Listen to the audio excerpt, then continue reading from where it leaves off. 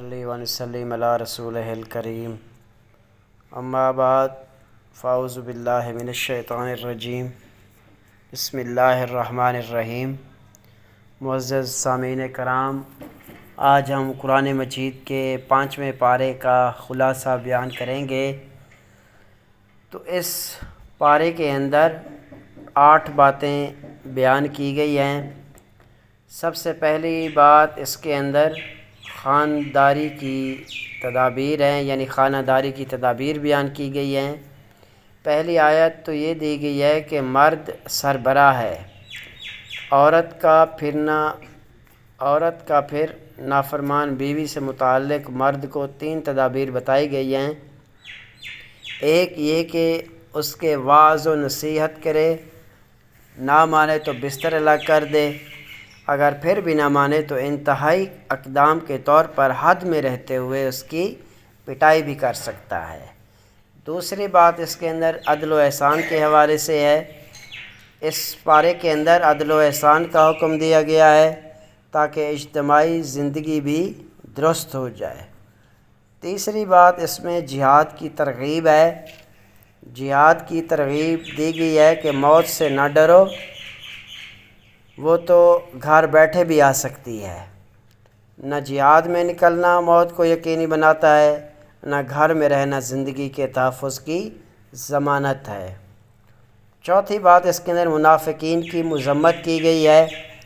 منافقین کی مذمت کر کے مسلمانوں کو ان سے چکنا کیا ہے کہ خبردار، یہ لوگ تمہیں بھی اپنی طرح کا کافر بنانا چاہتے ہیں، یعنی یہ لوگ تمہیں بھی اپنی طرح کافر اور منکر بنانا چاہتے ہیں۔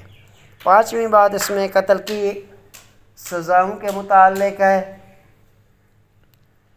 کہ قتل کی سزائیں بیان کرتے ہوئے بڑا سخت لہجہ استعمال ہوا ہے کہ مسلمان کو جان بوجھ کر قتل کرنے والا ہمیشہ ہمیشہ جہنم میں جلے گا۔ مراد اس سے جائز سمجھ کر قتل کرنے والا ہے، یعنی جو کسی کو ناحق قتل کرے اور وہ یہ تصور کرے کہ میں اس کو جائز طریقے سے مار رہا ہوں، یعنی اس کو جائز سمجھتے ہوئے کسی کو قتل کرے، وہ ہمیشہ ہمیشہ کے لیے جہنم میں رہے گا۔ چھٹی بات ہجرت اور صلاۃ الخوف کی ہے کہ جہاد کی ترغیب دی تھی، اس میں ہجرت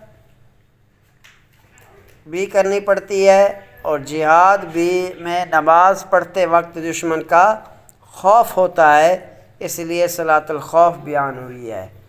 7ویں بات ایک قصہ بیان ہوا ہے کہ ایک شخص جو بظاہر مسلمان مگر در حقیقت منافق تھا، اس نے چوری کی اور الزام ایک یہودیہ پر لگا دیا۔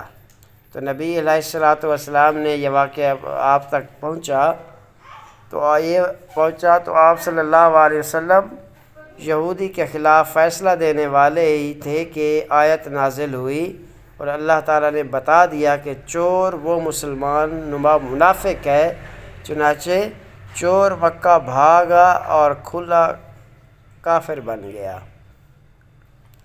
اسی طرح 5ویں پارے کے اندر سیدھے راستے پر چلنے کی بھی ترغیب ہے کہ شیطان کی اطاعت سے بچو، وہ گمراہ کن ہے۔